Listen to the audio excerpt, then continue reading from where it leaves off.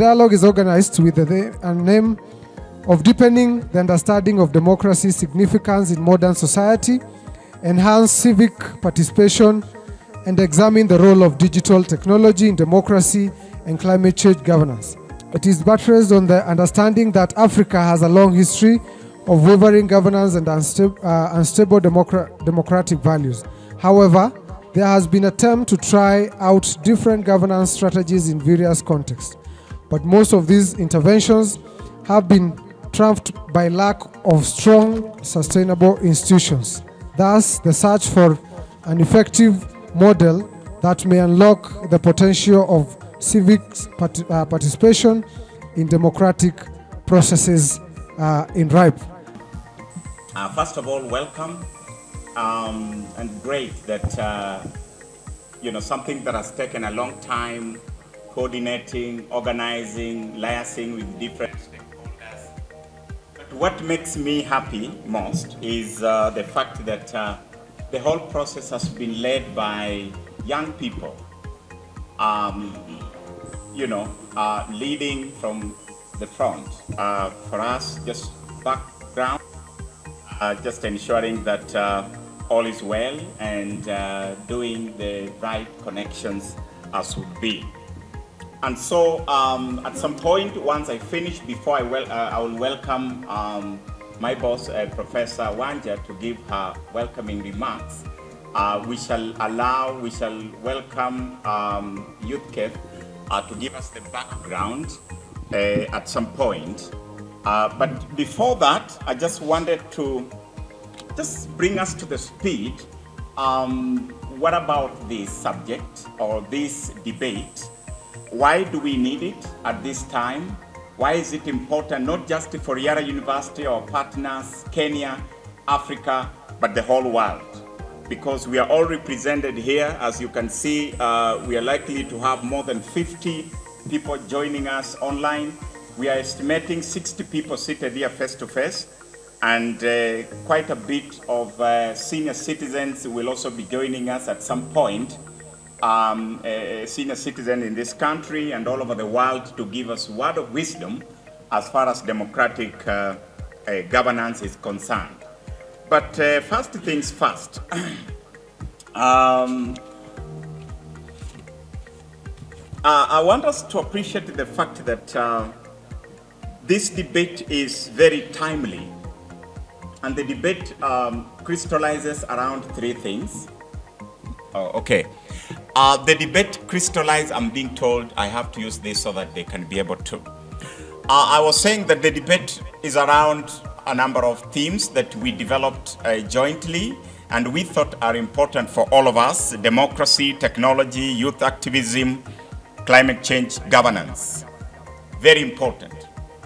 Some of these themes, especially democratic governance, has been preserved, or certain disciplines, as it were, political science and related areas. But now, with the initiative of Youth Café and Riara University as it is, we witness that we in fact need to have them integrated in most of the things that we do, and those things that matter to the world, including climate change. Ladies and gentlemen, the current data shows that, and this data is from World Bank, from International IDEA, from African Development Bank, and many other databases that we know about, and those that we may not know at the moment, show that whereas Fragility State Index has been improving, among many states, especially those in Africa. That means when we talk about FSI, we mean things that make countries stable. In other words, countries in Africa have been stabilizing over and over. All right? But there is a gloomy picture to that democratic governance has been deteriorating. So for instance, if you draw two graphs here, one for FSI, another one for democratic consolidation, you will see the one for democratic, it's dipping. The one for FSI is improving. And the reasons for that has been given. But I will not get into the reasons, but there are 3 or 4 indicators that we see not improving, deteriorating. One is participation of people, representation, rule of law, and rights. Those are very, very important indicators that the world uses to measure whether a country is democratic or not. But the gloomy picture is that they have all been going down. But at least we have something to be proud about, that our countries are becoming more and more stable, except for a few that have had coup d'etats and many other problems that we see. Now, what are these problems that make the graph for democratic governance go down or dip?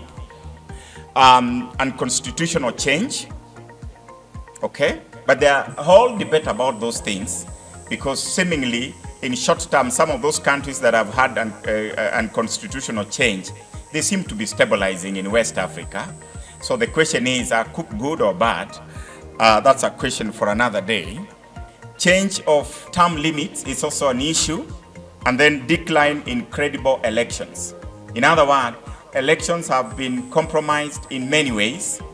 And so that is an indicator that we are not doing very well.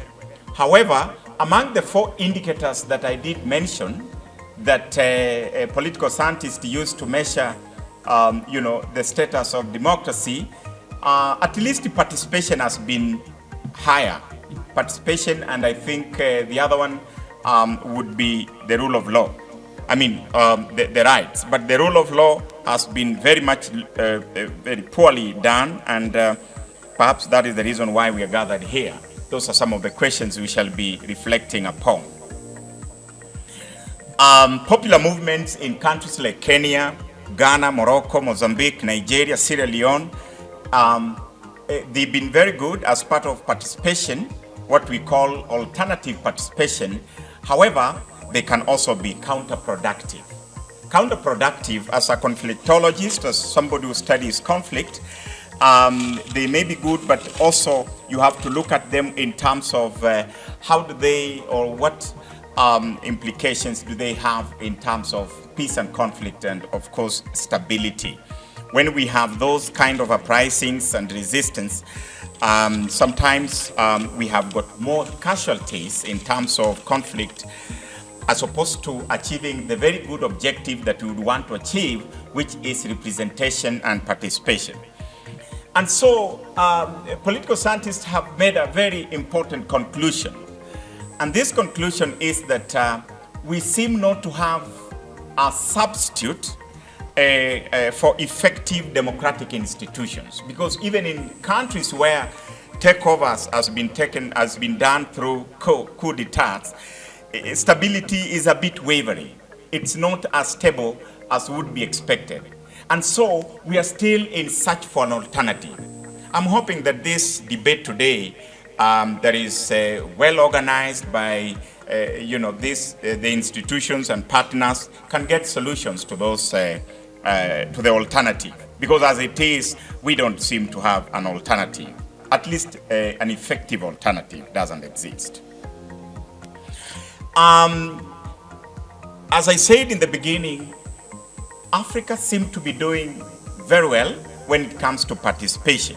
And in fact, if you measure on the scale of 0 to 1, most of the countries are around 0.52 when it comes to representation.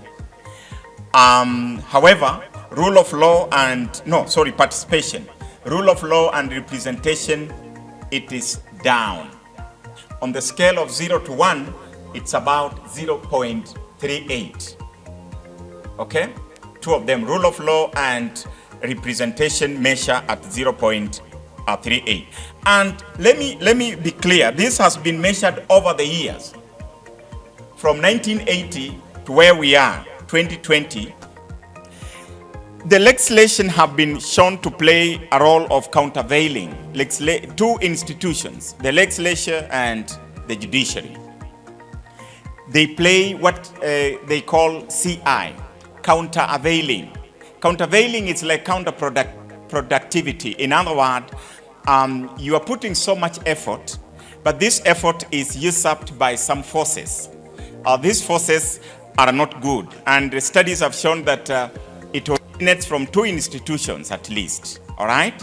The parliament and the judiciary. They have not been playing a positive role in terms of reinforcing, democracy.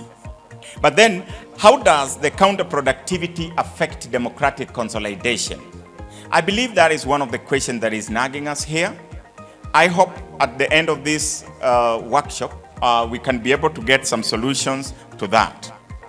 But there are several outcomes of this state of affair.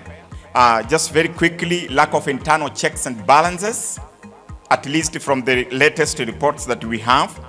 Weak parliamentarians or parliamentary institution, unaccountable police and security forces, endemic corruption, and negative geopolitical competition.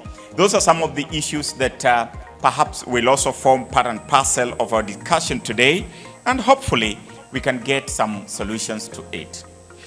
Be as it may, the question we have here is, what should we do to unlock the potential of civics engagement or civics participation as far as some of these issues are concerned?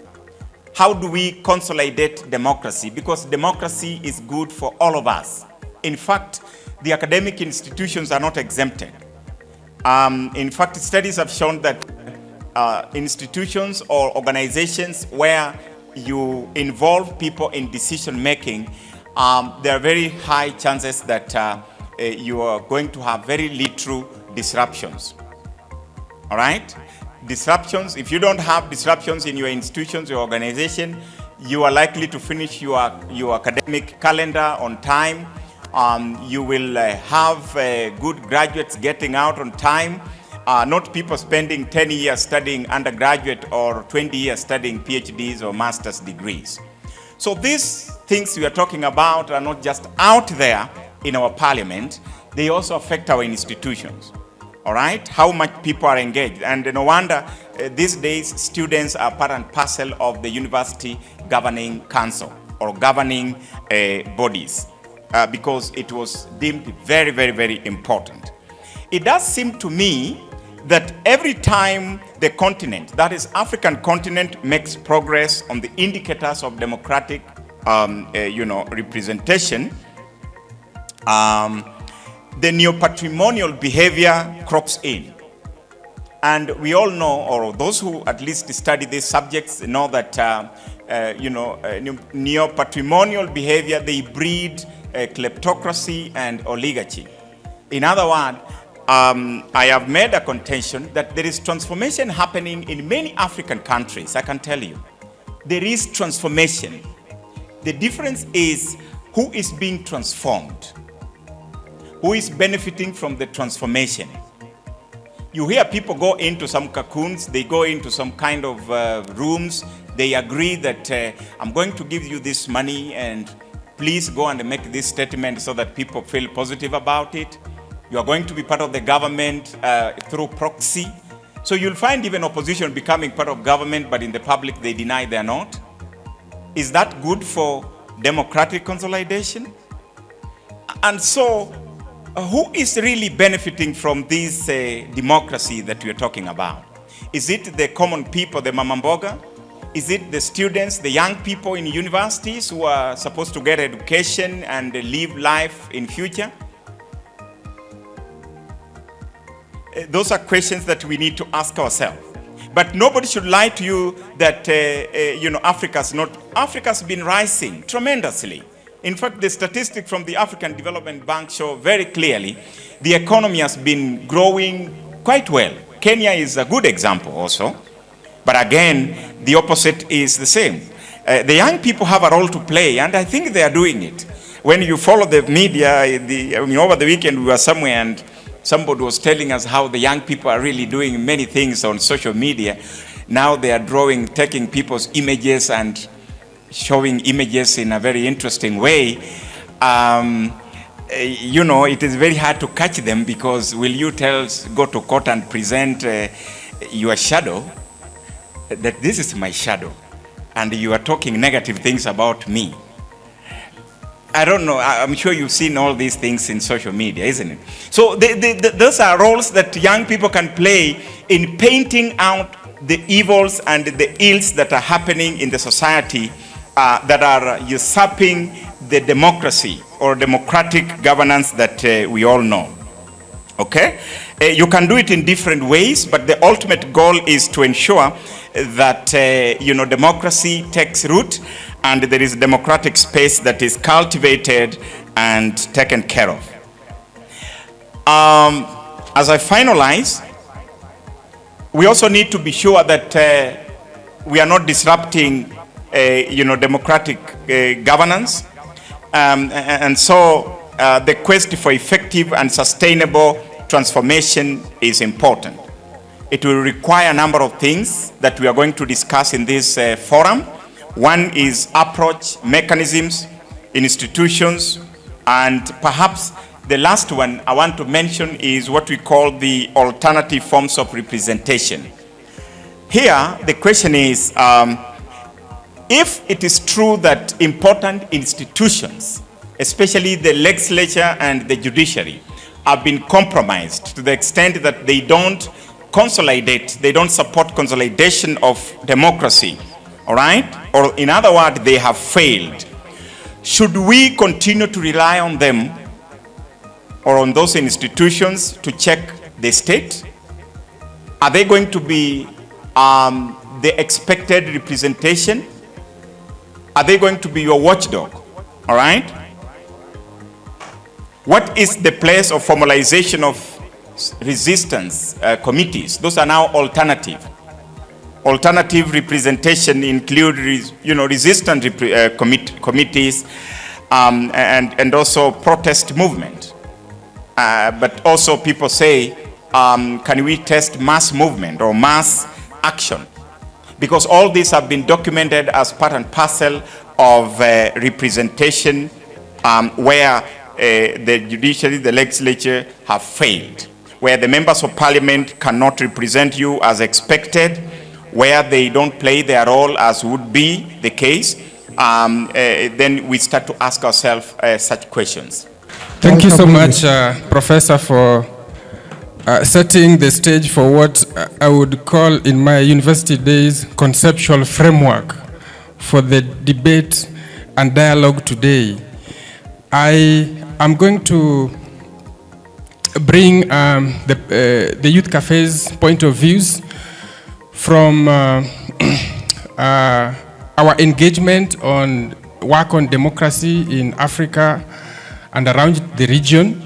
And we're going to do this through me mostly giving a highlight of what we do at the Secretariat.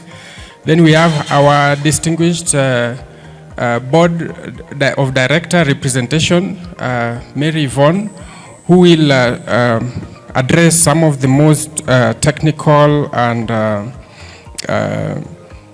regional and sometimes global issues as we see democracy and how it links with the issues of climate justice, digital participation through which young people have found homage, as well as the whole question around how to empower young people to be more civically engaged. The Paris Agreement, we have had the different COP. The first COP was actually in Glasgow, United Kingdom. And then, COP27 was held at, Sharm el-Sheikh. And then COP28 was just in Dubai, or was held in Dubai. And then currently, from the 11th of this month to 22nd of this month, COP29 is taking place at Azerbaijan, in the capital city of that country, Baku. Moving ahead, so now I've mentioned, at the international level, we have the United Nations Framework, Convention on Climate Change. At the continental level, we have what we call the Africa Union's Climate Change Strategy. at the regional level, we have East African Communities Climate Change Policy. Who have ever interacted with that policy by show of hand? Thank you, thank you. At the national level, now tumefika ushago, tumefika kwetu, sio? So, Kanairo, we have what we call Climate Change Act of 2016. Who has ever interacted with that, with that act? I have 3 hands. So that means, I'll be able to add to our list of homework. So the first homework was that book of Lawrence Susskind. Our second homework is that, we should look into, our Climate Change Act of 2016. So to just support the Climate Change Act of 2016, we have what we call, national, what we call, National Climate Change Action Plan. Who have ever interacted with that action plan by show of hand? Unfortunately, we only have 2 people. So unfortunately, we have only 2 people. Thank you. So to my list of homework, we should also add on that, National Climate Change Action Plan. Thank you. So to table this motion, following that brief introduction of this different climate change framework, our motion, ama niseme swali letu tata, the second, how do we say the second in Kiswahili? Ama tunasema inayofuatilia. Swali tata linavyofuatilia. Waswahili tupo. Unfortunately, it's the same. I'm the only Swahili here. So thank you, thank you. So our second motion, it reads that this House believes the current global change framework is ineffective, and let's underline the word ineffective, right? And requires a complete overhaul. So at this juncture, I want to welcome the first proposer, and kindly limit yourself to 1 minute. Thank you. Do I have a proposal from the panelists?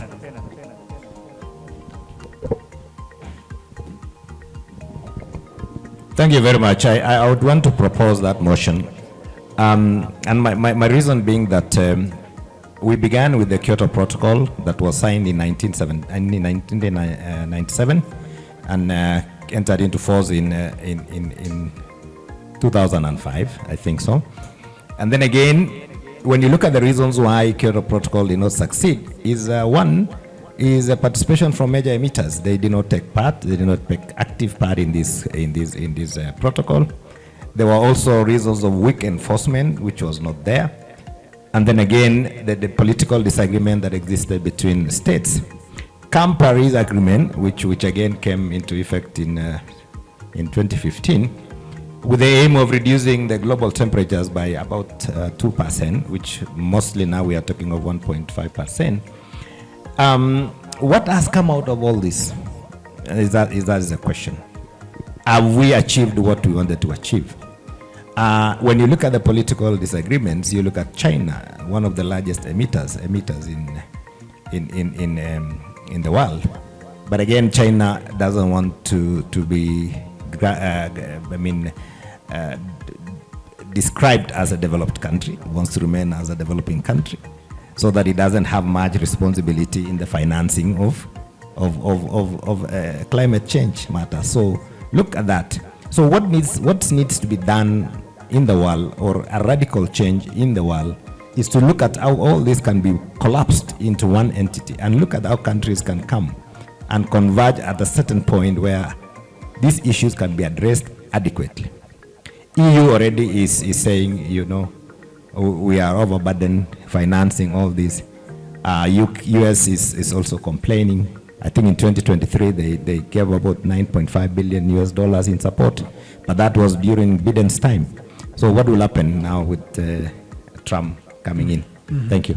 All right, so we request, because of time, just to have one opposer. Then you just allow us to wrap it at that, because we have some online participants who are having a panel after the next panel, and difference in time zone. So we just have one opposer, then you just allow us to wrap it up at that, kindly. Given due to the emerging issues, I would like to emphasize, and also in the spirit of fairness, I would want to invite one opposer, just one opposer. Thank you. A lady will be fantastic. Very good. Thank you very much. So I'd like to oppose the motion in light of what even my colleague has said. The frameworks that have been set might have failed, but they've also set commitments that are still in place today. For example, we have the Kyoto Protocol, the UNFCCC, the Paris Agreement, which have been able to mobilize over 196 countries, which is almost all the countries, and brought them together to be able to bring up this motion. To set up the commitments that they have. So also, does a complete overhaul not risk losing the progress that has already been set by various countries? Or don't we really need to strengthen what we already have in order to promote accountability and openness among all countries in order to be able to achieve what has already been set? So a complete overhaul isn't really necessary because there's already progress ongoing. So there's a need to strengthen what we already have, the systems that we already have. Thank you. Do not reinvent the wheel. Thank you very much. Just to respond on this, when you look at the current agreements, you'll find that most of them, they actually benefit the wealthier nations and impose stricter regulations on African countries.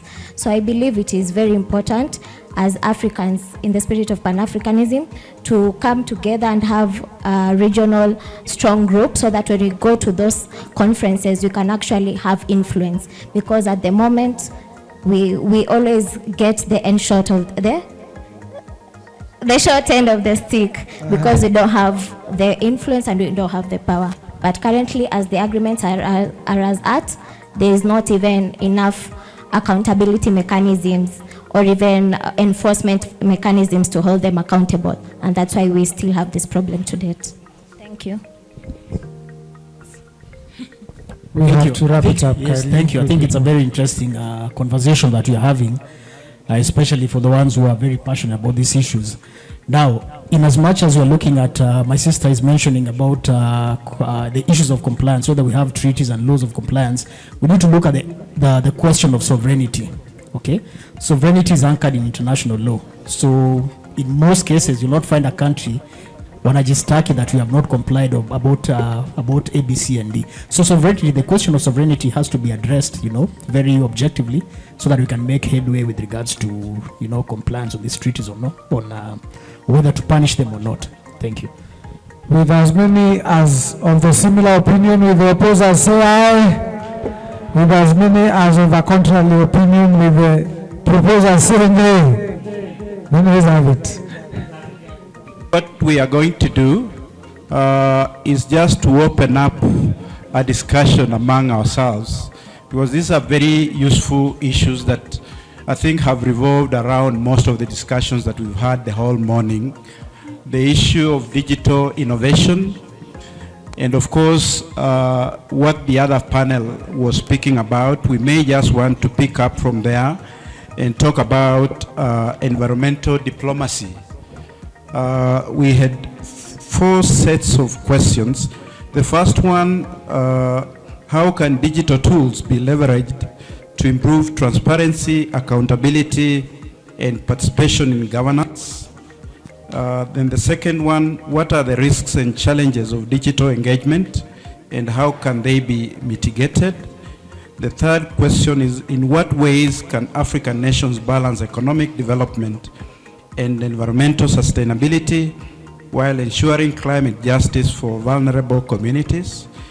Then the fourth one, what role does environmental diplomacy play in resolving cross-border environmental challenges?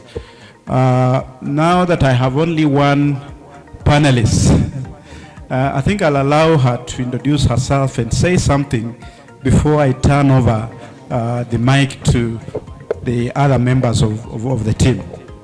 So as she speaks, please think about where you belong. Gen Z, those of you in the house, we want you to tell us something about digital technology, digital activism, the successes, inclusion, exclusion, and such related issues. So please go on, Faith. Good afternoon once more. So yes, my name is Faith Anyonje. Apart from being a student, I am the managing director for Essence Park Limited. At Essence Park, we do EHS, environment, health and safety.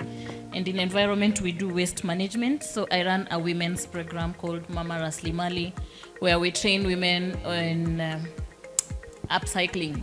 Because everyone is doing recycling, then we decided to do upcycling and train them on how they can turn waste into a useful resource, sell the wastes and get some money for themselves. That's what I do.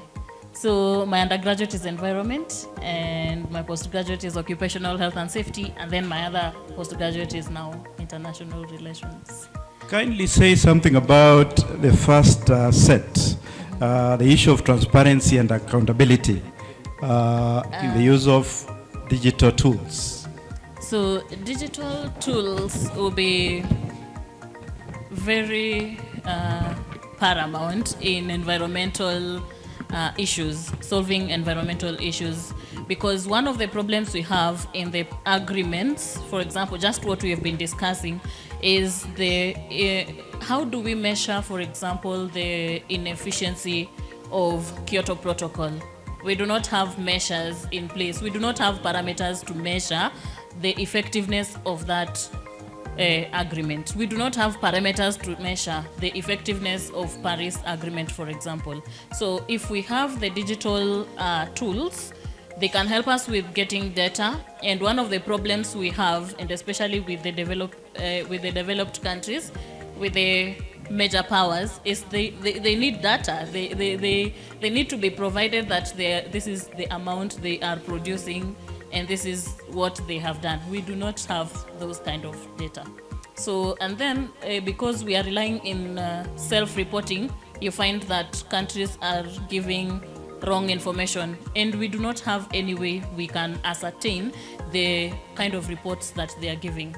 So that's, for example, a way they can come through. So if we can be able to find a way of getting data centers, for example, or those digital tools that can give us the effectiveness of measuring specific parameters on.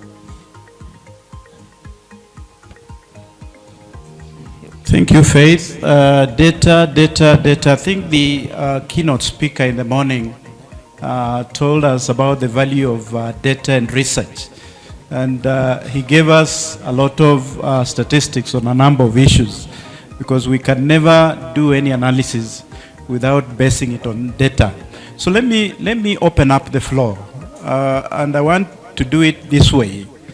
I know we have two groups. When you are registering, as you are coming in, somebody must have asked you to state in which age bracket do you belong? Or is it just me who was asked? I know it was deliberate. I know we have Gen Zs here, a great majority, but we also have fathers of Gen Zs here who listen to the same stories. So I just need to find out, I think the issue of inclusion and exclusion, especially in terms of digital innovation, to what extent can we apply, make these digital platforms accessible to a wider coverage? Because I think one of the major things that we have experienced is the differences that we face, especially in different parts of the world, especially in Africa, where some people can access, others have a very serious challenge in terms of access and use. So I may just want to open up this discussion for anyone who would really want to say something about access and the issue of inclusion and exclusion.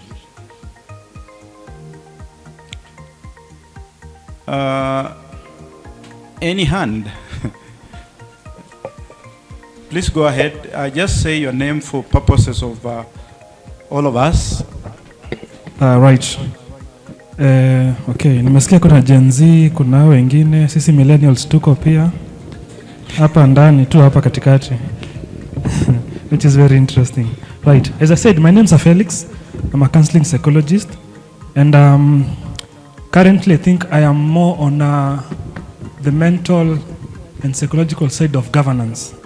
And one of the things that which I think I should mention also here is that there's an organization that has developed these digital toolkits called Wajibikaji Platform and the FOT app.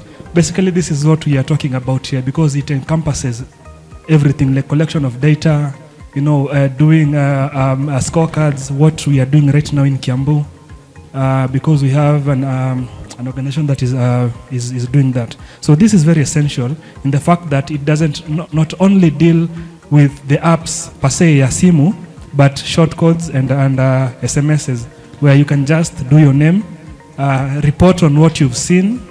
Last time we were discussing on nimeona polisi yakichukua pesa kwa barabara, what do I do? So this app helps you to take a photo and send with huge anonymity, because that again was another aspect. Even like when we are developing more of these apps, tunajua situation ya Kenya na politics and what is happening. Unaweza trackiwa, unaweza snitchiwa, those companies tunaongelelea kwa X huko na snitch watu. So this is a very safe way of also ensuring that there's accountability, there's transparency, and there's safety, even of the person who is reporting any of these things that we are seeing. Accountability in the sense that there are budget allocations that are done by the county governments and the national governments. How are we holding them accountable in terms of reporting? Yeah. So right now, Kiambu County, we've been allocated 5.something billion. So what happens? Do I know how much has been allocated? Do I know what it has been allocated for? Do I know how to report in case it has not been done? We know Morara, who's reporting unfinished projects, stalled projects, the county government, yeah? So that is one of also reporting what is happening on the ground in terms of accountability and transparency. So where is the money going? What is happening to the money? Who is accountable? Where do we report? Yeah, office of the ombudsman and those other offices that are there. So do we even know them as young people? Ama tutaingia TikTok tu, tutaingia Twitter, tutaingia Facebook, tuandike paragraphs huko, but do you know the relevant offices to go and report these things? Yeah? Do you know of these toolkits that organizations have developed? Is there funding for organizations? Mimi nikiamua tushikane na Gen Z na millennials kama ile protest ingine. So do we know how to go about it? Do you know the people to even talk to and find this information? So these apps will help you get, because those apps have the biodemographic data of the location.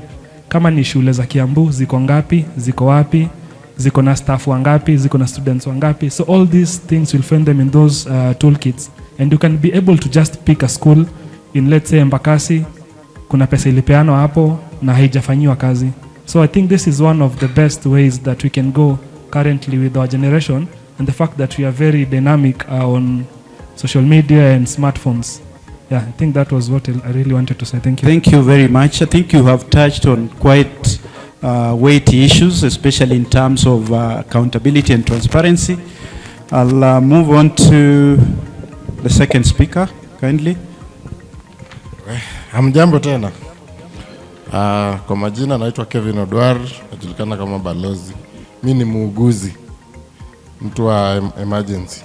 Now, on the panel discussion on digital innovation and civic engagement, and okay, what I think, and I've mentioned in my first comment, is about the social media.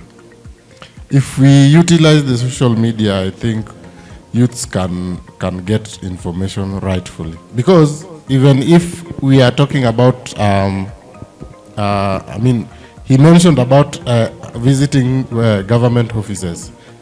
For instance, right now, in the ministries, you find these young people are doing internship in these ministries, and they are set to, they are working under the IT programs and all this to set the, even the courts are now going online. You can go to attend court seated in your house. So the only challenge that we have is the package of the information. So that is what I can say is a challenge on the digital innovation on the education, or rather public participation or information reaching the public. Is the how do we package the message that suits the young people and the old middle age, as he mentioned, our age millennial. You know, it is information packaging. That is what again can hinder. The other thing is about the network, because it's something that I'm paying for to use the data. Can government provide the fiber in all the areas? Because we have an information and technology ministry. What are they doing to make sure people in rural areas are not using the shortcut of staff, whatever, to get information from government? We have a platform that can also engage everyone from rural to urban, and you know, information reach to everyone. Thank you. Thank you very much, Kevin, especially for raising the issue of infrastructure development in the different parts of the country. For the next speaker, as you move, I think the two first speakers have touched on the issue of risks. So I want you to move to the second one, the risks and challenges of digital engagement. These are very obvious questions that I think the two speakers have already alluded to, but I want you to speak directly. I don't want to divert your already set comment. Please go ahead as we prepare for the other presenters. Yeah, hello, good afternoon. My name is Joyce Mugure from the United Disabled Persons of Kenya. And I actually wanted to talk about some of the challenges that we are facing as we rush towards the digital space and moving everything into digitalizing everything. And there's a big part of the population that is being left out, including persons with disabilities, who can barely access most of the apps, most of the platforms that we are setting. And while we can say that the youth are very aware and are informed and can access information, what about this other group of persons that cannot access this information? Because when we do dissemination, we do not think about persons who are blind. We do not think about persons with neurodiverse disabilities who might probably not be able to navigate through those platforms. So I feel we barely have enough strategies to ensure that everyone can actually access information as we move into digitalizing everything. Thank you very much. Again, a very, very valid contribution in terms of accessibility, affordability, and of course, inclusivity. I'll give her, okay, I'll give you the last word. 1 minute. Okay. Good afternoon. I'm Virginia Kibunja. I work with FIDA Kenya. So I think for me, in terms of a challenge or a risk that I wanted to highlight was the issue of safety when it comes to online or digital democracy. And especially during the electoral period, we were able to monitor the 2022 elections, and we actually realized that online-related SGBV was actually the highest form of violence that a lot of the women candidates actually faced. So we are saying we want a lot of women in power, or at least in governance processes, but the security for these women is not guaranteed. So you find a lot of women were actually dropping out of running for elections just because they were bullied online. And this is not just even happening in politics, even the social life. When we find the cases of femicide, when cases were coming out that women were being killed, the first thing that a lot of people online were saying is they were being killed because they wanted money. You know, so a lot of them were, instead of actually us having empathy for the families, we were actually judging these women. We were saying it makes sense why most of them have been killed. So again, I think the big issue we also have to look at, and of course, my colleague has also mentioned in terms of PWDs, where is the security for these people? And in terms of mitigation, is there enough jurisprudence to be able to address some of these issues? Especially for electoral-related SGBV, we were trying to have, and UDPK is actually among them, among other organizations, just to see how can we be able to have sexual gender-based violence included as an election offense, just to be able to find a way in which we can litigate on the issue to create at least jurisprudence where women know that if I'm attacked online, there's a way I can be able to seek redress. So I think we really have to look into the safety issue, because a lot of these women are even being tracked. I know there's a colleague who was saying that you can be able to pinpoint where somebody is by virtue of their account. So a lot of these women are being tracked, then goons are sent to their places, and just because of that, their safety, physical safety already. So we find the issue of violence, we are running away from the physical, but the same digital platform is still creating an avenue for physical violence. So maybe we need to look also into the security of women who are participating, especially in elections. Thank you very much. Those are very good comments, especially in terms of the risks associated with access. I'm being informed that we are running short of time, although this has been a very useful discussion. Moderator, please allow me to just let my singular panelists say a word before I close this. Thank you so much. I totally agree with her. So one of the challenge we have also with the digital platform is the sharing of information. I am also privileged to have done security management as a course. And one of the issue we have, and sovereignty, like one of my colleagues here raised, is that we have it impended on the international laws. So the secrets of the country, it means if US has data about Kenya, they know about everything about Kenya.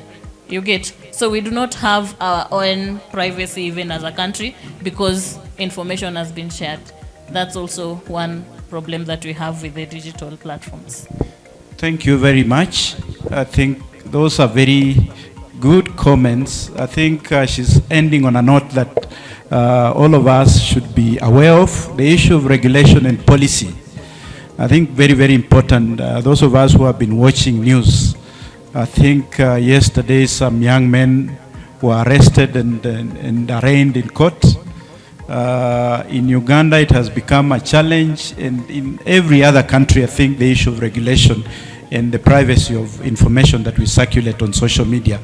So I think, let me ask the members to give her, and of course us, a round of applause as we end this session. All right. To have this as a space for also holding government and powers that be into account to their commitments on youth.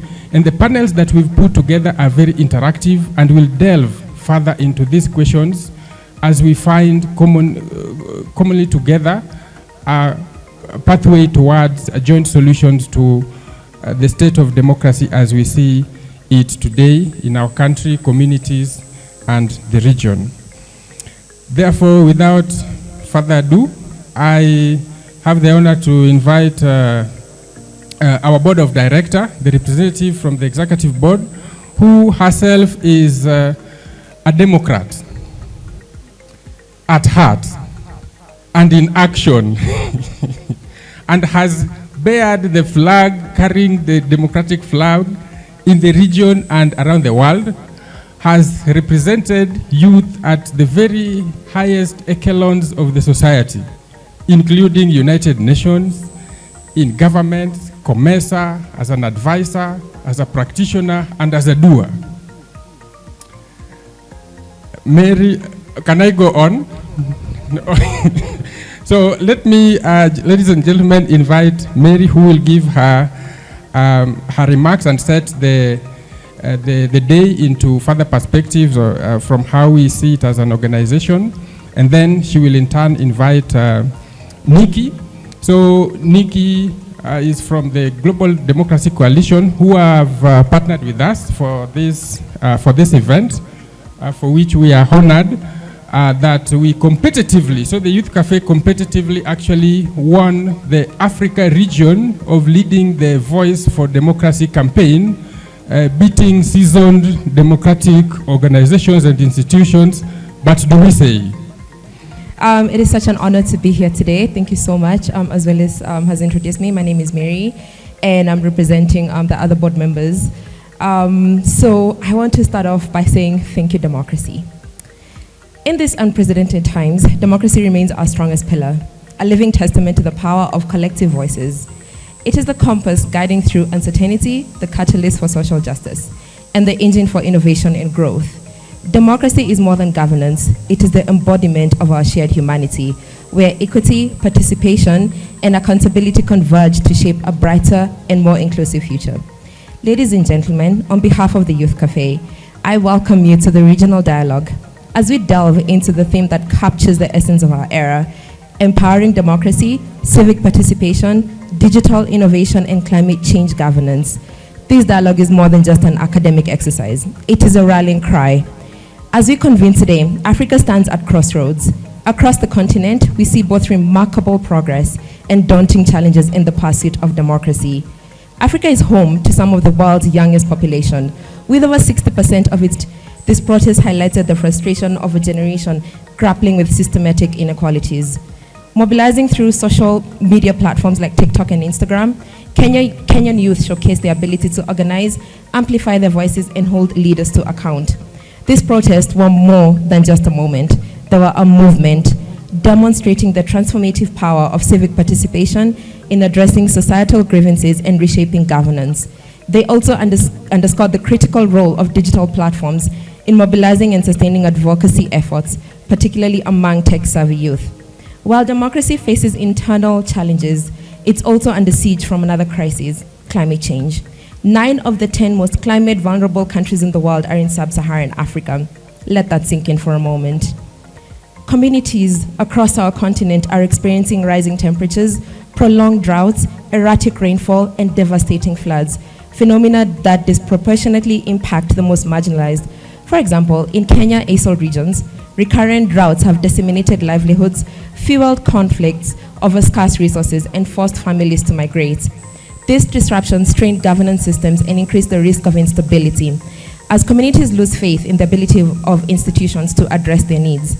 Climate justice is inseparable from democratic governance. Those most affected by climate change, being smallholder farmers, women, and youth, are often the least represented in decision-making processes. Democracy must bridge this gap by ensuring that marginalized voices are not just heard, but actively shape policy. For example, in Uganda, local activists, including youth, have been at the forefront of climate activism, particularly concerning the controversial East African crude oil pipeline project. This pipeline, which is set to transport oil from Uganda to Tanzania, has drawn significant criticism from environmentalists and local communities alike due to its potential to cause extensive ecological damage and displace thousands of people. They argue that the project primarily benefits foreign corporations while placing a heavy burden on Ugandan communities. These grassroots movements exemplify how marginalized voices, particularly those of the farmers, the women, and the youth, are advocating for their rights and demanding accountability from the government. Their efforts highlight the importance of integrating climate considerations into democratic frameworks, ensuring that policies are both inclusive and equitable. Amid these challenges, digital technology offers unprecedented opportunities to reshape the narrative. With over 570 million users in Africa, digital platforms are empowering citizens to demand accountability, mobilize for change, and access vital climate information. For instance, apps like mFarm Kenya are providing farmers with real-time weather updates, helping them adapt to climate variability while fostering resilience.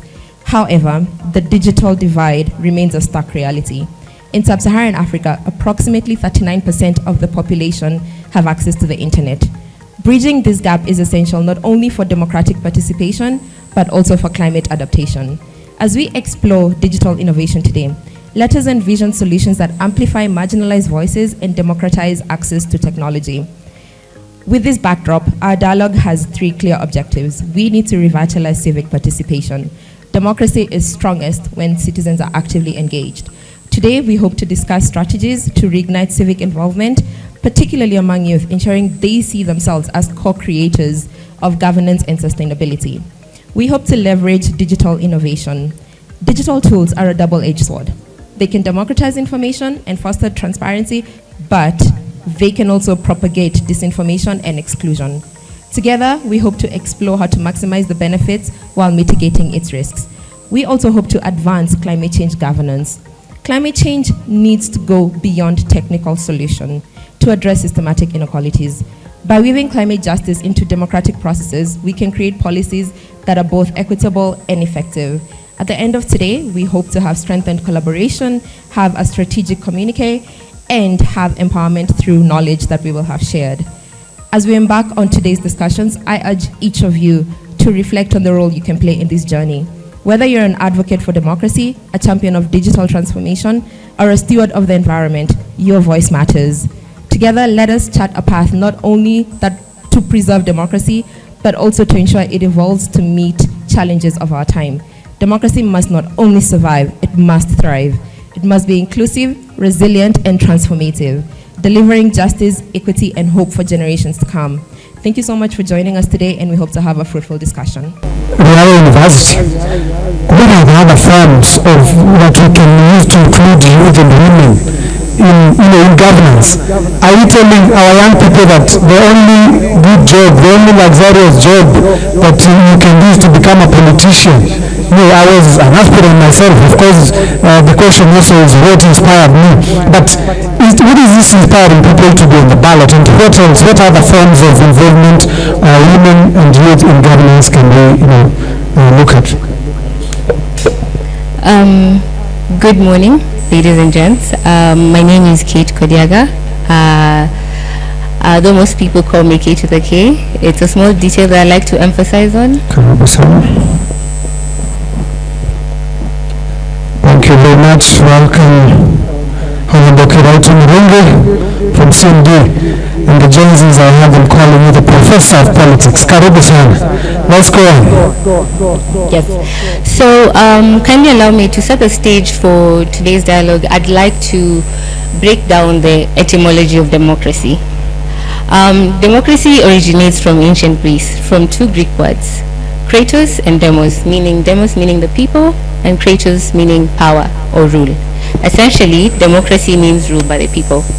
In its earliest form, democracy in Greece involved all males, citizens gathering in public spaces called the agoras to actively participate in governance and decision making. However, it's important to note that in this early system, it excluded women, slaves, and non-citizens from participating. In contemporary times today, democracy has evolved to refer to a governance system where power ultimately resides with the people. This can be exercised either directly through mechanisms like referendums or indirectly through elected representatives. So when we take a closer look at some of these critical features of democracy that remain relevant across time and space, we have popular sovereignty, political equality, majority rule, minority rights, rule of law. And understanding this foundation is critical as we examine how democratic governance intersects with civic participation and the inclusion of marginalized groups such as women and youth. Women and youth are often underrepresented in leadership and decision making because of cultural norms, and stereotypes reinforce that the idea that leadership is reserved for older, often male elites, and for the youth, a lack of resources and institutional support exacerbates the problem.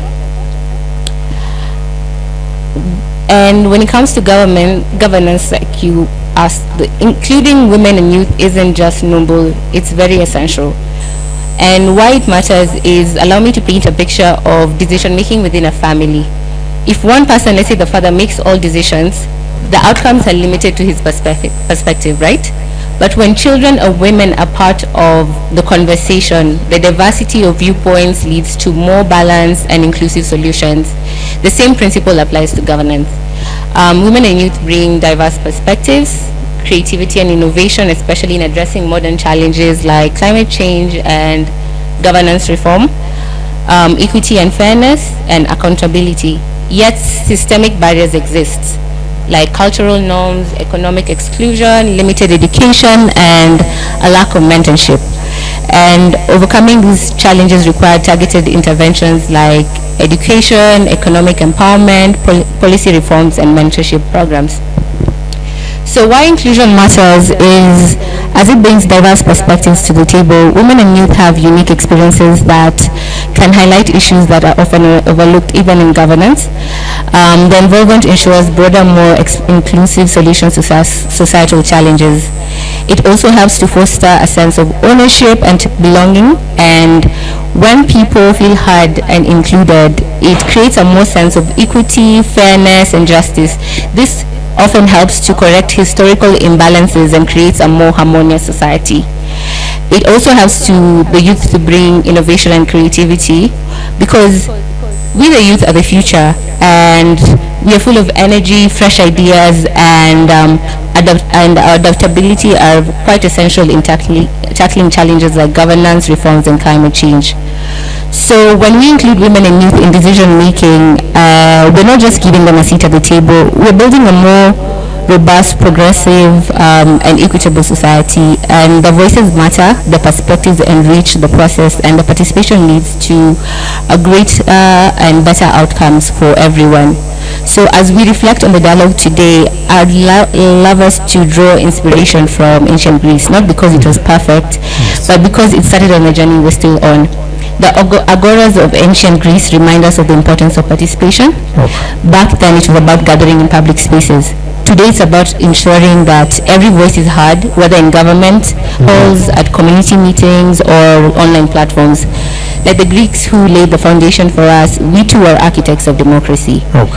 And by fostering inclusion, protecting civic space, and working together, we can build governance systems that can truly reflect the will of the people. So let's commit to that vision, and as we dive deeper into this. Thank you. Thank you very much, and thank you. We allowed you some little bit more time from Riara University. You have done some very good background. Thank you very much for that. But now we just want to ask the final question to all of you, all of our panelists. So the CSOs are very active. Now we have talked about youth and women. The CSOs are, of course, very active.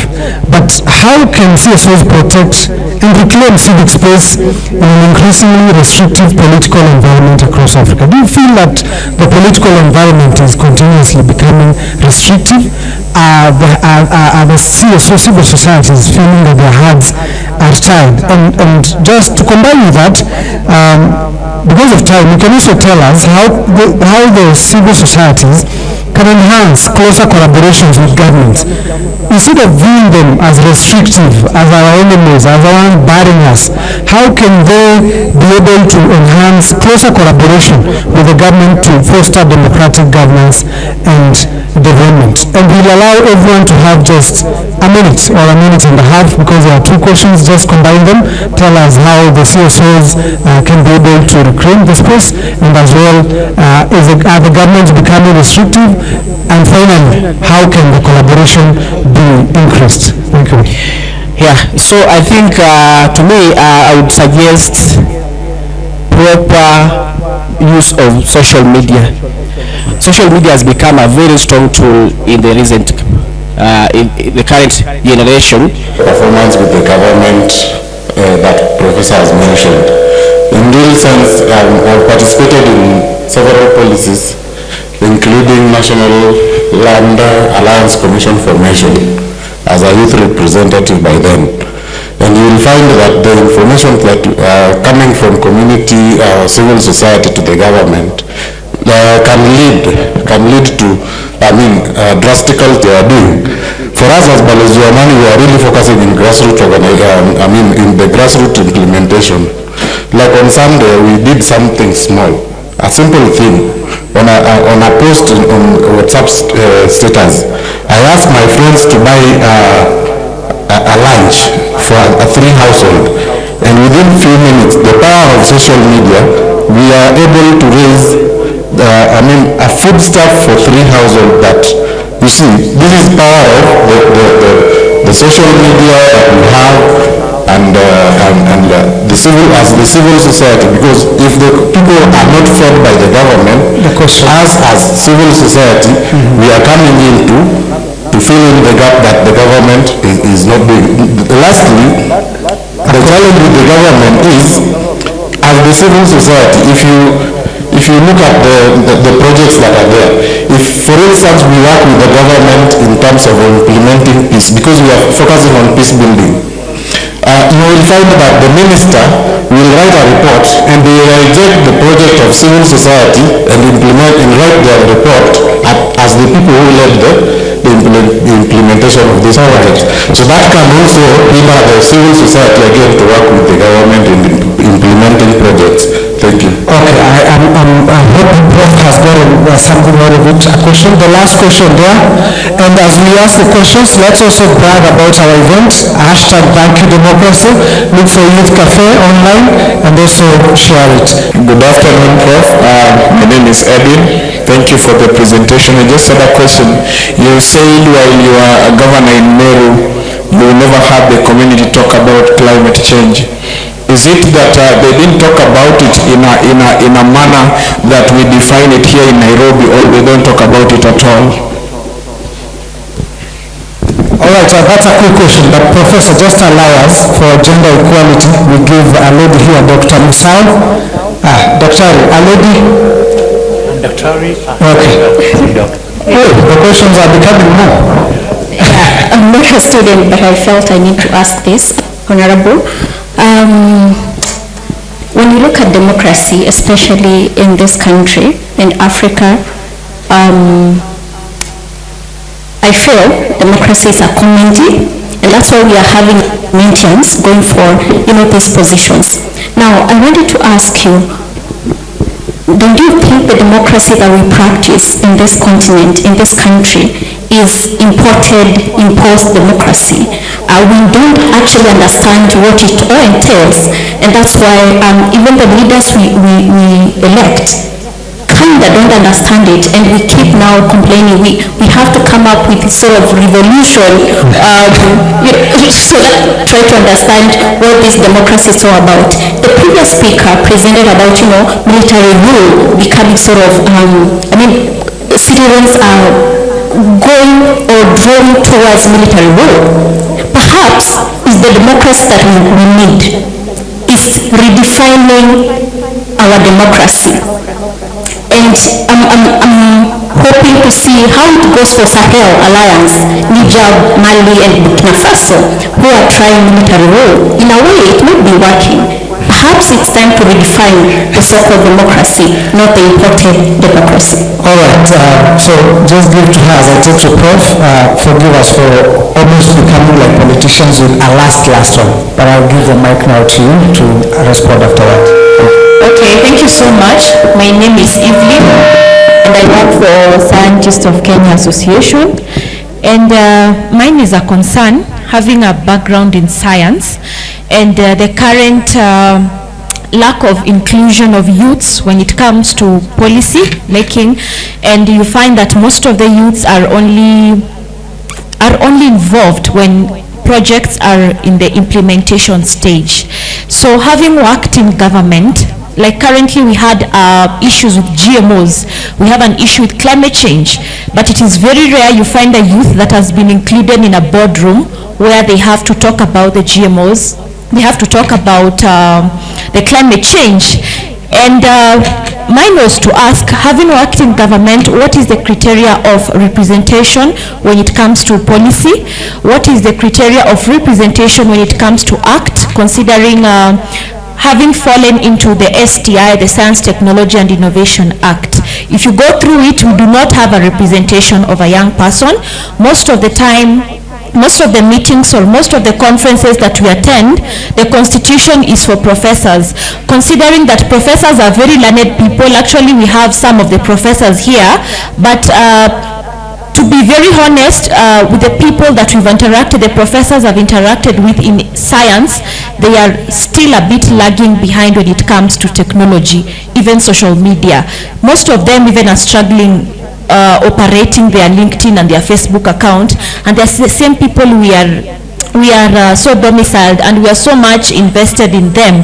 For them to spread the words and all this, GMO has been a very big issue, having coming from a background of biotechnology.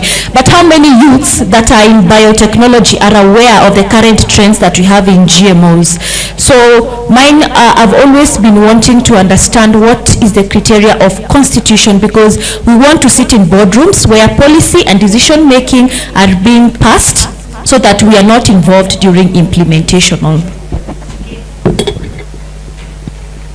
Thank you very much. You know, I'm ambushed, and although they are calling me a professor, I'm just a village elder. So let me try, and if I'm not perfect, give me permission to be human, isn't it? Now, NGOs and government. I've not said, I'm not trying to kill the principal mandate or the role of an NGO. The NGOs are not supposed to be in government. They are supposed to put pressure on government so that government can change. I think that's the traditional role. But NGOs are in many categories. There are some which could be policy oriented, and those ones can engage in government.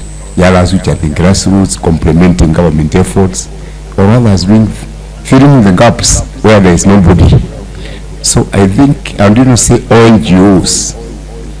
There are some which should put the government on its toes, the others which you should engage, because what you want are results, isn't it? Yeah, so, but I've seen sometimes there can be a lot of tokenism, even from international NGOs. When I was governor of Meru, I did 600 boreholes in the semi-arid area of Meru, where we border with Isiolo. I not go to open them. I think one of the international NGOs, I not mentioned, did one borehole. And then it was over in the media, and people are singing, clapping, you know. They are not remembering they have done 600. But because some Muzungu has come in the village to open a borehole, it got, you know. So,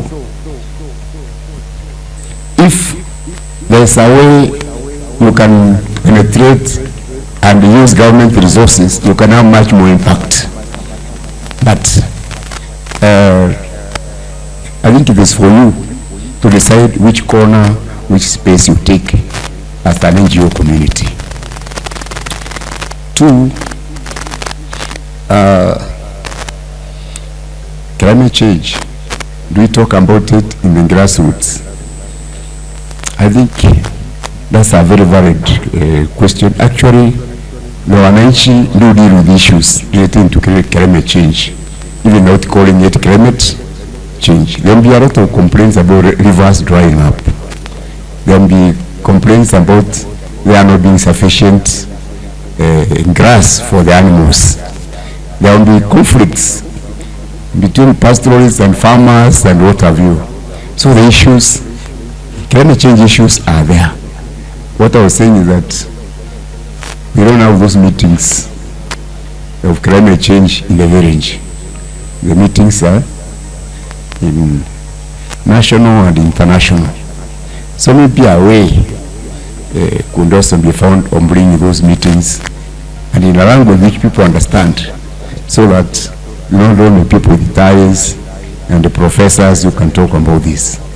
Yeah, because as I said, it affects all of us, pastoralists, agriculturists, etc. So the issues are there. I didn't say maybe they are not talked about in the same language. The Saredo same democracy is a comedy. It's imposed models. Yeah, that debate is there. Are these rights we are fighting for ours, or are they come from brainwashed intellectuals who have got their credentials from the West? Is it a new form of intellectual colonialism, you know, which we have. I think those things, those abstract debates can take place. But we look at the essentials. Do you as Africans value human dignity? Do you want to be recognized as a human being? Should you be tortured? Should you have the right to food or something like that? So I think there are many aspects, even if you remove the language, and even if you don't have these written books. That's right. The values contained in these rights will be there wherever human beings, are found. So I think it will be wrong to dismiss them as foreign and comedies and all that. But we are the ones who have made democracy in Africa a comedy, because you cannot pour water from an empty cup. Who are the people, which people are you electing to represent you in democratic institutions? Yeah? You've got a semi-literate who has no idea about the more things you are talking about. You have known crooks and criminals and other fraudsters who are able to sing out there in the village. And these are the people you are electing to parliament and expecting democracy from them. I think there's something. So I think time has come for us to do much more vetting as we introduce our leaders into politics. If you try to be a primary school master, you go through a lot of rigorous interviews and whatever. But for an MP, what exam do you go through? And you are earning almost $1 million shillings. So I think our system needs to be tightened a bit, so that we don't bring comedians as leaders of our democratic institutions.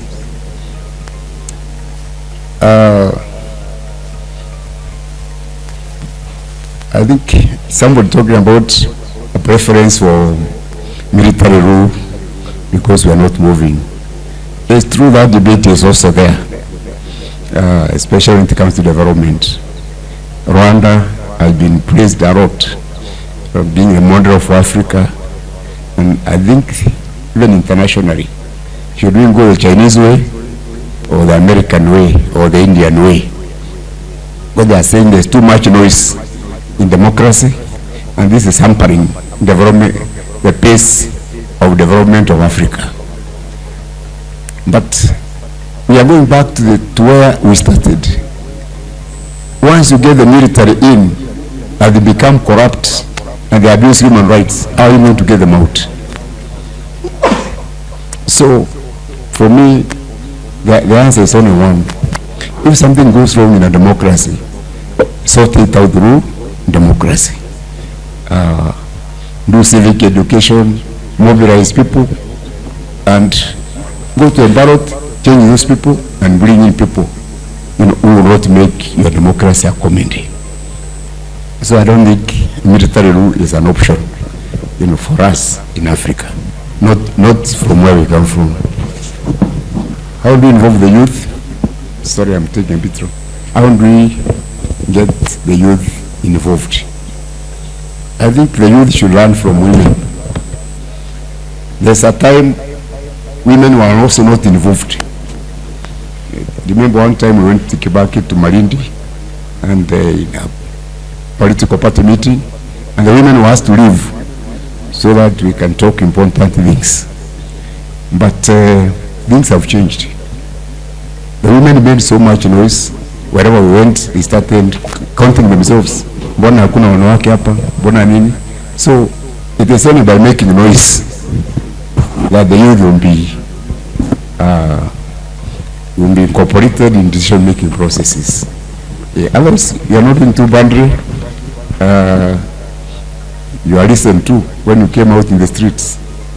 So I think what we need is knock, knock, and knock, and the door will open. Others, please attend our People's Dialogue Forum in March next year. We expect about 3,000 people. We will park for 3 days discussing these issues. Asanteni sana. So in this session, we are looking at fragility of African governance institutions and OGPs in parliaments, environmental politics, civil society spaces and engagements, women and youth, and evolving role in technology in civic engagements. So I'm requesting you to have not to go beyond 3 minutes at the very least in your address. Equally, I'm asking you apply your mind to the 5 issues that are in the program. I don't need to repeat it in that manner. You can consolidate the 5 in your response in case you want to address 5 of them concurrently to allow more room for engagement. So I'll start with Caroline on the first theme. You can use mine. Thank you so much. So as he said, my name is Caroline Gaita. I work as Executive Director for Mzalendo Trust. For those that have not interacted with us, we are Kenya's premier parliamentary monitoring organization. We keep an eye on parliament. We promote open, inclusive, and accountable parliaments, not just in Kenya, but across Africa as well. So part of the programs that we are doing is one relating to what's in the subject that always comes out when I look at that data is the fact that trust in democracy, the practice of democracy is very high, but trust in democracy is waning. And so I like to repeat this quote that one of our actors said, that the biggest threat to democracy is actually not the plutocrats. It's not the dictators, but it's the democratically elected leaders that don't make democracy work for the people. It is citizens going to the polls, electing leaders that they think will do better, and those leaders disappointing them. And the second thing, which we've not talked a lot here, is on technology and democracy. Right now, there's a lot of focus on, and Mule will perhaps speak to that, on using technology to enhance electoral transparency. But as the Nobel laureate Maria Ressa has said, sometimes technology is giving us democratically elected leaders that are not democratic. You could look at what has happened in America. You have a democratically elected president. Whether he's democratic is a whole other conversation, and across other parts of the country. So as we talk about, and this is Mule's area, as we talk about elections transparency and use of technology, we also can't fail to talk about the quality of leadership. And as an institution, that's one of the areas that we've also focused on in terms of our accountability. For more resources, additional information. Yes, good afternoon. My name is Edwin Otieno. I'm an environmental consultant, a lead expert, and I serve in the board for the Environment Institute of Kenya. Of course, I'm here to represent our chair, Alex Mugambi, who did not make it to this session. I think the question of climate justice and politics, just addressing the misgovernance. For me, I think I would start by explaining it this way. Environment Institute of Kenya is a professional body bringing together all experts working in the field of environment, environmental impact assessment, and consulting, and all other related environmental fields. And one of the things that come out very clearly, even in the course of what we do when it comes to climate governance and the politics, is there is a very major disconnect. Wherever people meet and gather to talk about some of these issues, there is a place where we have mastered the art of talking the language and the gesture and the activism of what really needs to happen, but there is a place where the professional and the empirical knowledge or the actual information that would drive action is not really part of this. And I would couple it up with maybe some of the feedback or the information and the insight that came from the initial panel discussion. I don't believe the young people are really disadvantaged, as we may want to put it. And this would be my analogy. If you look at how the social media space works, and a number of people who have rose to the limelight and fame and what we may define as prosperity in that context, majority of them didn't have those qualifications that when we come to discussing how the young people take their place in governance and in leadership, we start mentioning those disadvantages. I think as young people, when it comes to even these governance issues and climate change, we've mastered the art of describing our disadvantage, but none of us are doing so much in describing our potential and defining how much as young people we have and how best we can harness that potential to be able to bridge the gap. Because it is true, it is said, the young people are informed and they have the knowledge, they've gone to school, they've taken time to sit, listen, look at research, but whenever we come to the place of having this conversation, we very quickly gravitate towards defining how disadvantaged we are. So I think one of the best way to start dealing with this gap is to dealing with these challenges and the issues around addressing the misgovernance is, one, the young people taking their place and looking at the potential they have in terms of the knowledge and the numbers and the ability to drive the proper conversation and to drive the proper information, and also the place of just bringing in the experts. And when some of these events and fora are organized, they should be geared towards bringing out the actual information and just looking at the gap. Yeah. I think that is one of the things that we really need to focus. Yeah, thank you. We are moving on the third theme. Michael. Yes, thank you. And my name is Michael Sanya. I'm here to represent the Oslo Center. And for those that have not interacted with us, the Oslo Center is an organization that works in the democracy space. We work through strengthening democracy and working through the institutions of government, ORPP, IEBC, political parties, and county government.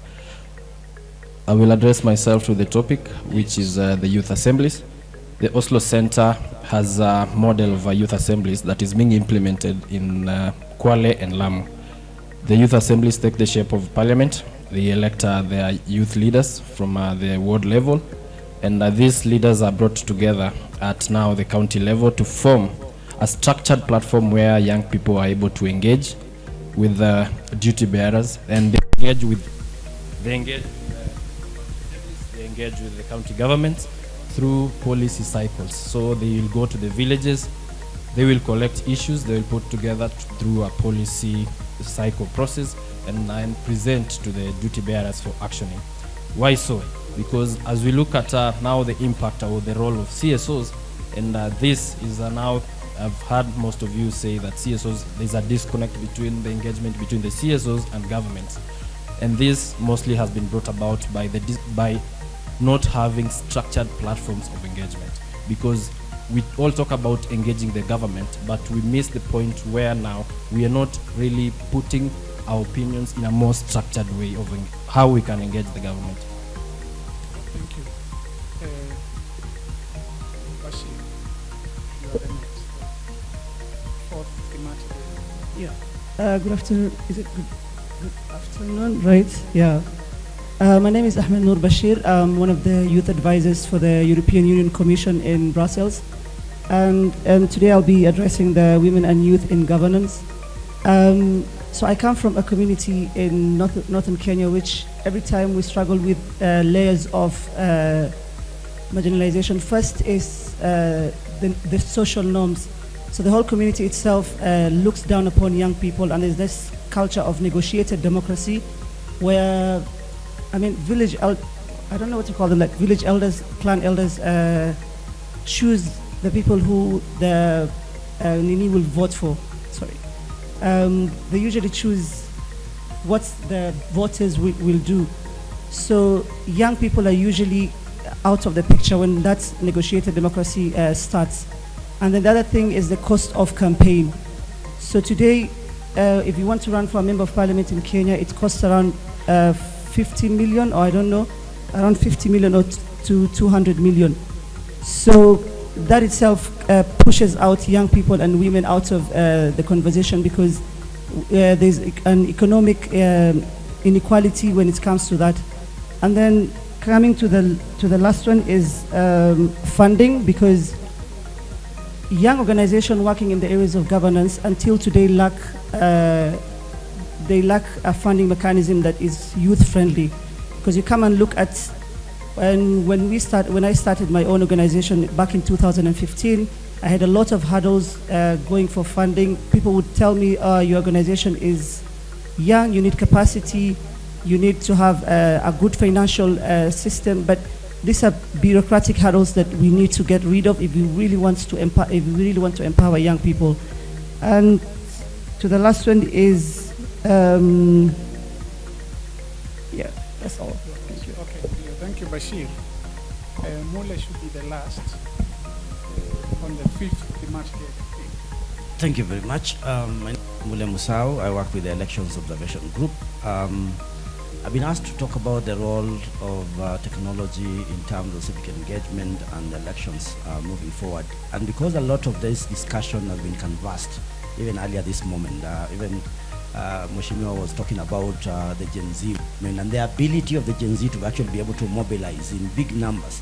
So moving forward, if that is utilized in terms of mobilizing voters to be able to participate in a voter registration drives, that can be able to even beat the very expensive mass voter registration drives which are conducted by the IBC. Yeah, I'll just brush through the communique, but the final communique and the report is being worked on and will be shared with you. But maybe by Thursday, we'll have a blog communique on our website, theyouthcafe.com. But for now, I'll just go through everything besides the one that have been touched on right now, which are being edited, but we'll be able to share. So the key highlights of the panel, or the first panel, was the women and youth inclusion in the civic participation. We had like 4 points. I'll just touch on 2. There is an improvement in participation by marginalized groups in the political leadership in Kenya. Then devolution is in Kenya. In Kenyan case has been the best avenue for enhancing inclusivity. Then the barriers were social cultural issues, financial resources, established political cultures, and yeah. Then the role of CSOs in governance, both collaboration and collision is depending on the state policies in areas such as education and environment. Then areas of collaboration vary across sectors. Then the lightning talk, we had 5 points. That is, the state of government institution remain fragile, and hence they need strengthening. On environment, there is need for knowledge on effects of climate change. Then women are more vulnerable in the effects of climate change as compared to men. Then the debates should now focus on the potential of the youth in governance. And then technology is a double-edged sword. You'll be able to see that on the report. Then the debate that happened before this on the environmental politics, we have 5 points also. COP 29 will be ineffective without cooperation of the US, China. Then there's some examples there. Then absence of big countries will allow small states to be heard. Then the importance of low-income countries to take part in climate change negotiations. And developed countries have the technology and finance for climate mitigation. Then the last one is one of the reasons COP will be ineffective is because of the gap in gender equality. So, ladies and gentlemen, we are coming to the tail end of our event, but of course we have to appreciate those who have been here. We have to appreciate our partners. We have to appreciate those who have talked to us, our panelists, our moderators. And I think right about now, Professor, we can go to the awarding now, so that after the awarding we just have a vote of thanks, and then we will be done for the day. So we just want to request you to give us about 15 minutes or so.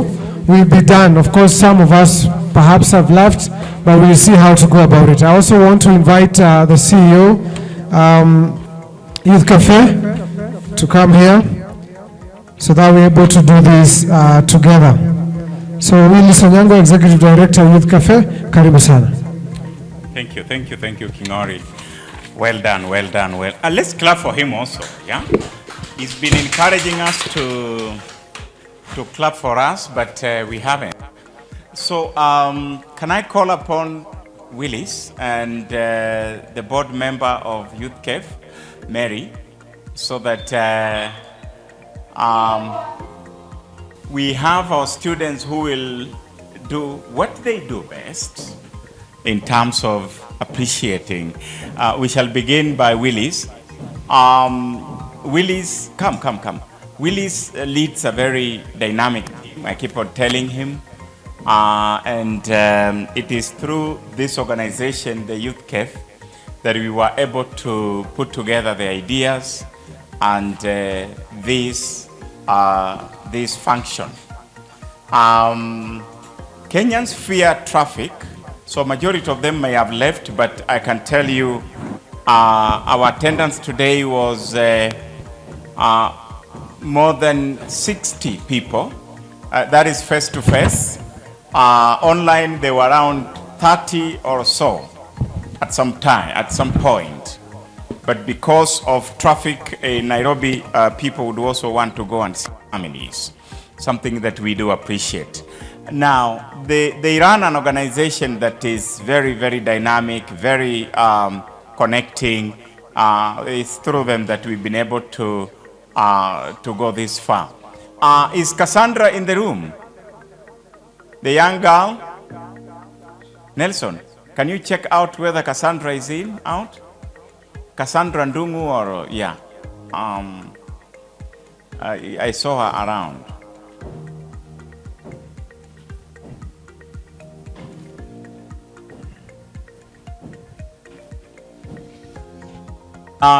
So we shall appreciate them by just heartily, because whatever we are giving them may not be enough for the good work they have done.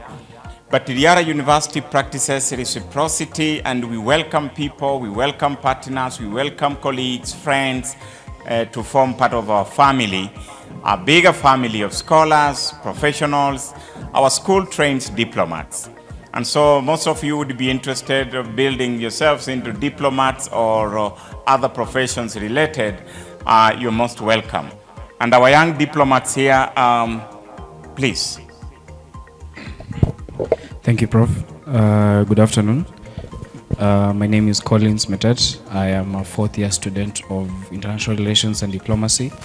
I am grateful and honored to be here today. I have learned a lot. I have met with quite a number of you. I am grateful for the opportunity, and what I would like to say as a student and also a part of the team that participated today, I would like to show my gratitude to all of you for attending today's event, which was a success. I believe it was a success. So thank you so much for participating, contributing in whatever manner that you did. Thank you so much for your time as well. And we hope that we can see you back here again very soon, of course, with the directive of the administration.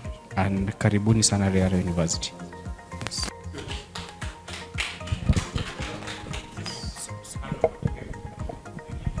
So this is of appreciation from Riara University.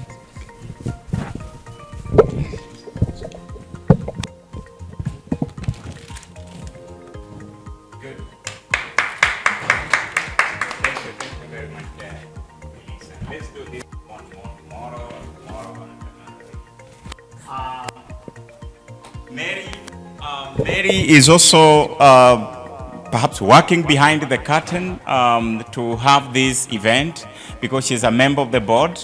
Mary, I think you can, Alan, Good afternoon. My name is Alan Lee Mushira, a third-year student.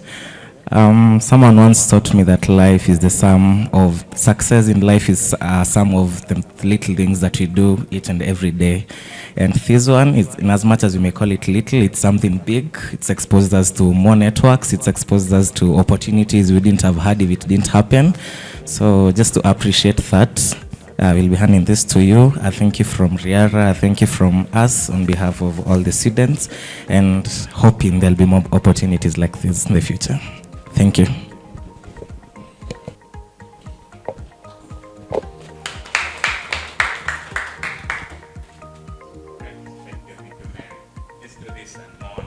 So this young girl here, she's the one who pioneered this whole event by connecting Riara University and Youth Café.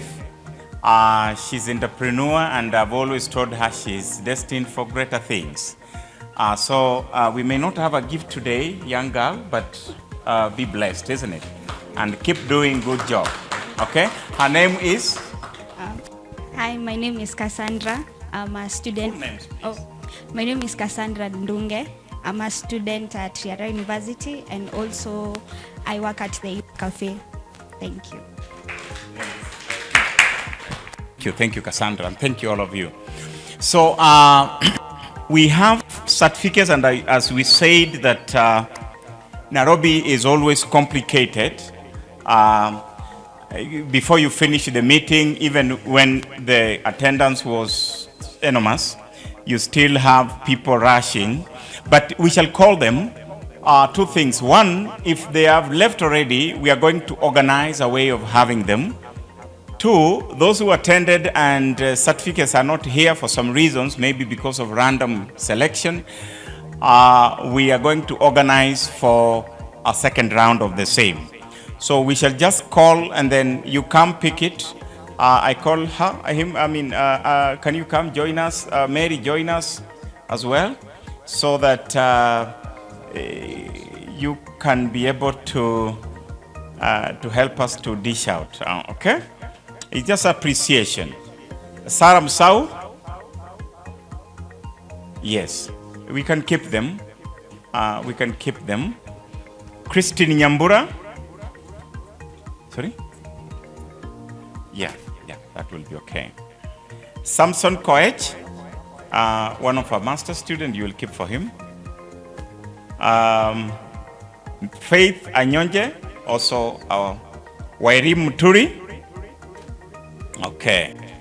James Ogal, the same. Edwin Otieno, the same. Cherino Njoroge. Titus Wanyonyi.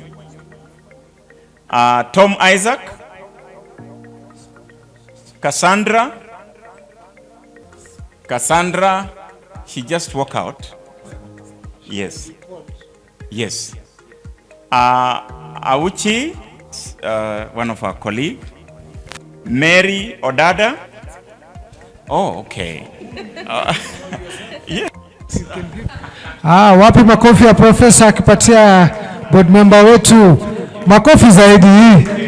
Thank you very much. We also need to appreciate ourselves, isn't it? Caroline Gaita, she was here. Kevin Odwar. He's with us. Oh, Ken, yeah, okay. Sure. So when we call, please just come, pick it. Thank you very much. And Ken, let's work together on the diplomacy that you talked about. Faustus Mwili, she was here, obviously. But Austin Gerald? Okay. Oh, okay. Okay, good. He's left to Garissa. Yes, Abdenur Haji, I think he must have rushed to Garissa. Daniel Iberi, yes, very good presentation from Afrobarometer. By the way, we have trained our students with the Afrobarometer, and it's something that we look forward, Bwana Iberi, to have round 2. Absolutely. Especially on research methodology.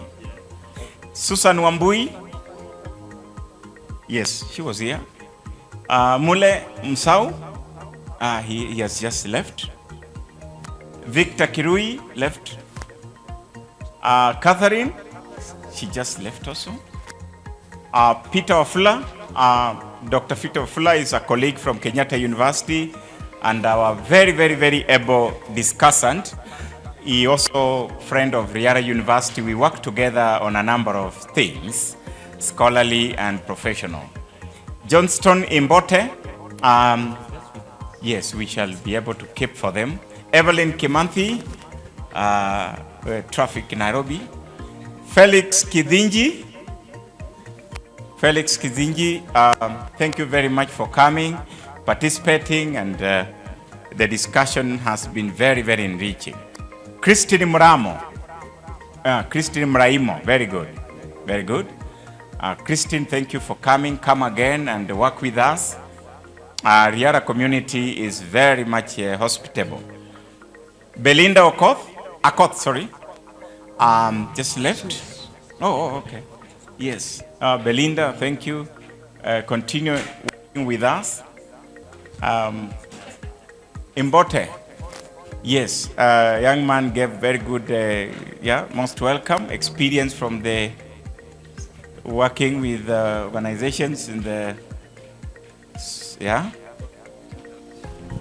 Oh, okay, great. Great. Yeah, most welcome. Thank you so much. Yes. Annette Okumu. Okay, traffic in Nairobi. Rose Wajob. Very good, very good, very good. Very good. Come again, Rose, and let's work together with our students. Pius Masai. Wonderful, wonderful, wonderful. Is that right? 4?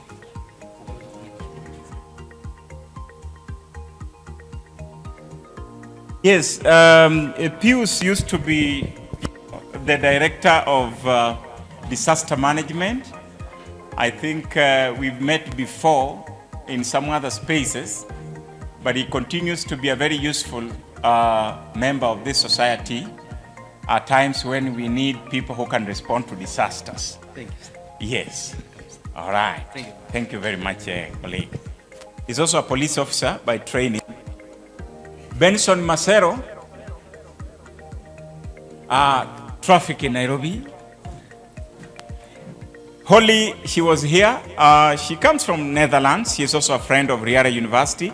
Those of you who are here in the morning, she gave a very good remark about participation. We are trying to organize a number of things with her. Diana Rugut, traffic in Nairobi. Sanya Michel, Virginia Kibunja, she just stepped out. Yeah. And finally, Christabel Baraza. Yes. So we shall keep for them, definitely, and those who seem not to have been in the bracket of the certificates, we are going to develop, and we shall organize for you to get electronic. And I think it will be useful to do that so that we can be able to, all of us, be inclusive. Thank you very much, Mary, and let's work together. Thank you very much. Nataka sasa, unajua profesa lazima alipata ile makofi ya kilo ya Moi. Kabla aende, nataka tumwangushie ile, kwa sababu the certificates are here with us, we've been given, and I'm sure even those of us who have not received, hata MC hajapata yake, lakini tutapata, si ndio? So let's go, 1 2 3, tuangushie profesa. Hapana, ile ya Nyayo, unajua wakati wa Nyayo ilikuwa ni mtaratara, sawa sawa. Tuende 1 2 3.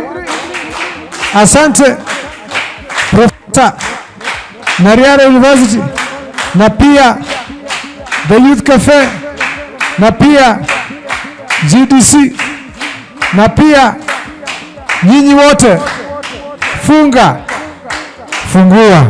Asante sana.